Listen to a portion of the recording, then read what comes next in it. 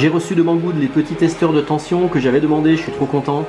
Regardez, celui-là, il me donne la tension délivrée par mon panneau solaire. Et donc, ils m'en ont envoyé 5 de 5 couleurs différentes. Ils peuvent mesurer des tensions qui vont de 2,5 volts à 30 volts. Ils existent en 5 couleurs différentes, blanc, bleu, jaune, rouge, vert. Et ils m'ont envoyé les 5. Du coup, je pourrais les intégrer dans mes futurs montages Tronic Aventure. Et comme ça, je pourrais afficher la tension désirée. Par exemple, ici, j'affiche la tension de la Q. Ici, j'affiche la tension aux bornes de la LED verte. Et ici, j'affiche la tension fournie par le panneau photovoltaïque. Et à titre informatif, je voulais savoir combien de milliampères consommait ce testeur de tension. Il consomme quand même 16 milliampères. Donc il ne faut pas le mettre n'importe où dans un circuit parce que je pense que ça peut fausser le comportement d'un circuit. Alors que 1 voltmètre classique, qui ici m'affiche 12,44 volts parce que là je suis en accu LiPo 3S, eh bien il ne consomme que 0,02 milliampères. Puisque j'ai branché en série avec le voltmètre un multimètre.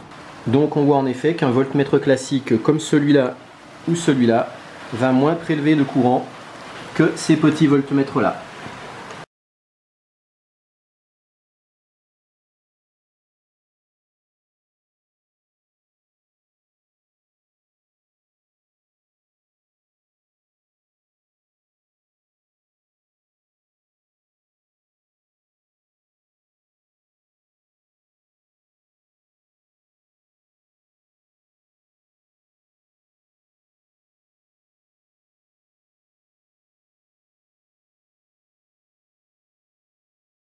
Comme vous le voyez, ces afficheurs n'ont que 2 fils, fil rouge et fil noir.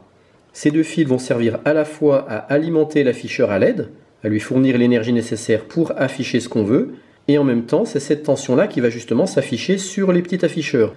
Ça explique pourquoi, avec ces petits testeurs à 2 fils, on ne pourra jamais afficher des tensions inférieures à 2,5 volts. Parce que rien que les LED qui servent à afficher la tension ont besoin d'une tension minimum de 2,5 volts. Et bien dans une prochaine vidéo, je vous présenterai des petits testeurs, des petits afficheurs à LED qui auront 3 fils. 2 fils pour l'alimentation et un fil pour la mesure de tension. Ce qui veut dire que les fils rouges et noirs devront être reliés à une alimentation suffisante pour faire fonctionner l'afficheur, donc une tension supérieure à 3 volts. Et puis le 3e fil, lui, pourra être relié à un autre endroit avec le noir également pour mesurer la tension qu'on cherche à mesurer. Et grâce à ce 3e fil, on pourra mesurer des tensions même inférieures à 1 volt.